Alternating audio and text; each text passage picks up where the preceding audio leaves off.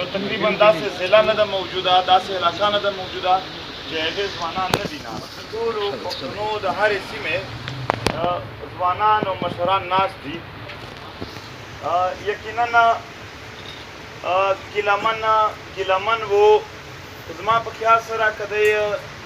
دغه خبرې چې نن دلته کېږي، دا چې په کورونو کې کېږي، دا چې په لارو کې کېدلې، که دی ټولې اورېدلې وي زما نه شي خیال چې بیا دا نور ګیلمن وي. خو لکه عمران لالا چې وویل مونږ ګیلمن یو، دا قام ټول مونږه ډېرې ګیلې لرو، مونږ ډېر ګیلمن قام یو. نو د واقعي یو لوی عرف کړی و. خو زه چې کوم حالات وینم داسې لګي لکه پښتون تاریخ چې په دوو برخو تقسیمیږي، چې د ګیلمن د شهادت نه اول پښتانه او د ګیلمن د شهادت نه بعد پښتانه. داسې یو پړاو راغلی دی په ولسونو کې د خپل ملت د خپل وطن د ګټلو جذبه تر دې حده زیاته شوې ده چې یعنې نن تاسو عمران لالا ولیدلو چې د یو سیاسي تړون اختتام یې په منټونو کې کولو. یقینا د یو ملي جذبې نه بغیر خدا نشي کېدلی، یقینا د دغې وطن د غمخوارۍ نه بغیر خدا نشي کېدلی. یقینا دغه چې یو سړی په خپله خاوره او په خپلو اولسونو نه دردېږي، چې په خپله خاوره په اولسونو څوک نه دردېږي، هغه به ولې داسې کوي؟ خو دا د خپل ملت او د خپلې خاورې درد دی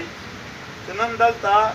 عمران لالا ورسره د ده جنرال سکرټري جوهر دغه ټولو جاسم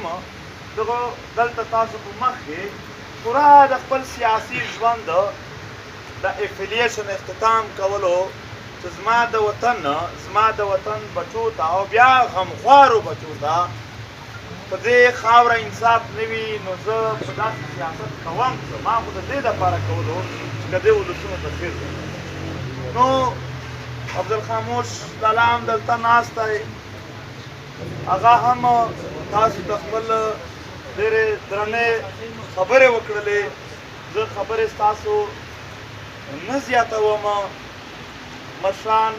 کشران، ملګري، ځوانان، سپینګیري، فاتحه ته راځي. خدای دې د ټولو فاتحه قبوله کړي. خو حالات ډېر په تیزي په بدلېدو روان دي. بنو یو ډېر مصدقه خبره درکوم. په بنو کې 4 ورځې اول حالات خراب شول او په دې حالاتو کې نزدیک لاله حالات ډېر خراب شول. ولسونه راووتل. نو د ولسونو د کنټرول کولو دپاره فوج خپل هغه کسان راوغوښتل چې ټول عمر دوی ته کار کول، هغه چې دوی به خلک په کنټرول کول، هغه چې ور وغوښتل کېنول. ډېر مصدقه اطلاقنامونه یې ځکه نه اخلم چې ما پښتانه دي، زه د خپلو پښتنو هېڅ کمی نه غواړم چې ویل شي. نو چې کله یې خبره ورته وکړله چې دا خلک راوتلي دي په بنو کې، تاسو دا د عمل وکړئ چې کنټرول شي. هغو څه ورته ویلي وو؟ ویل چې دغه ځای ته دا زموږ اخري راتګ دی. زما ټول ولس په یو اړخ وغوښتلی، زه په بل اړخ نشم تللی. نور چې موږ ته کالونه ونه کوي تاسو، نور موږ ستاسو سره یو سیکنډ هم مخ نه ځو. ټول پښتون قام یو فیصلې ته درېدلی دی په ذات کې، او قامي فیصلې ته درېدلی دی د 11 اکتوبر ورځ ته. مونږ 11 اکتوبر ما بار بیان کړی دی، دلته مشران راغلل، نور هم د نورو ګوندونو هغې په مخ کې هم یو خاکه بیا بیانوم. داسې یو جامع پروګرام چې په هغه کې یوازې د ګوندونو مشران نه وي، بلکې د هرې ضلعې هره علاقه کې سټوډنټ یونین دي، د هغو مشران هم ناست وي. د ټول یو ضلع چې راجمع کوي یو ځان له سیکټر را جوړوي. علاقایي مشران دي، جرګې مشران دي، دغه ناست وي. زمونږ ډېر زیات داسې علما دي چې په ولسونو کې ډېر دغه ناست وي. تاجر یونین دی، هره ضلع یې لري، هرې ضلع تاجر یونین پر شا باندې هغه هم ناست وي. مزدور یونین دی، قام رسوال دي، انجمن تاجران دي، د وکیلانو د هرې ضلع د هر بار خپل صدر دی، دا هم ناست وي. داسې د پښتون وطن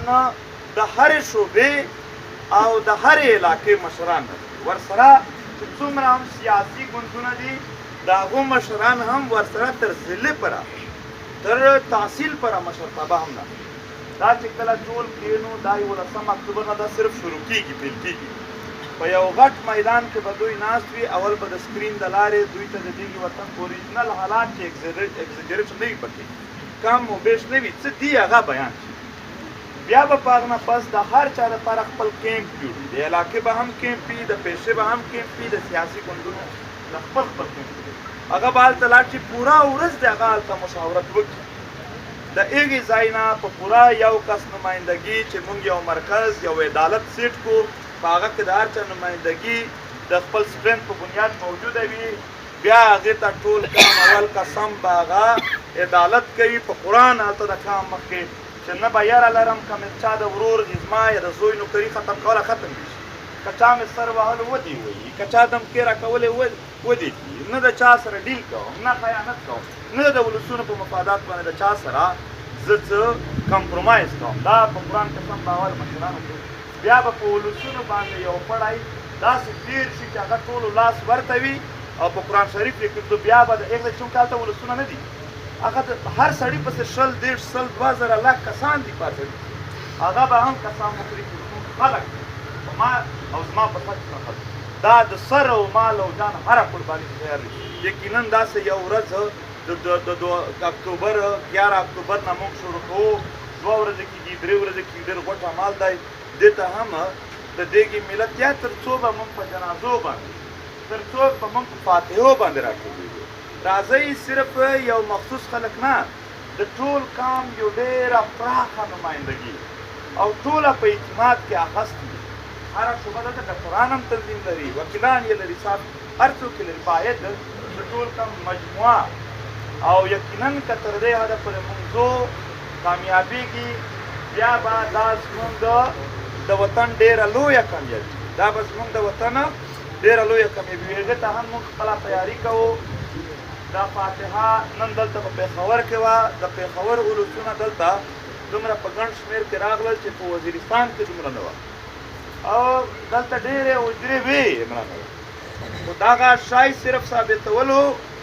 دا د پښتنو شی دی دا به د احمدي په حجره هم د فاتحه کېږي دا به د چارسده په خلکو کې هم کېږي دا به د هر پښتون په حجره باندې د فاتحه اخیستل کېږي نو دا هر هغه سړی چې د ملت دی د هر ملت د هر کور فرد دی هغه باندې پښتنو او د ده په جنازه باندې چې پښتنو کوم ننګ څه کړی ننګ ورځ به دا حقیقت هغه ورځ د ننګ ورځ به خو بیا پښتنو ننګ وهم دا حقیقت دی چې بیا یې ننګ وهم کړو نو ډېره مننه کوم خوشحاله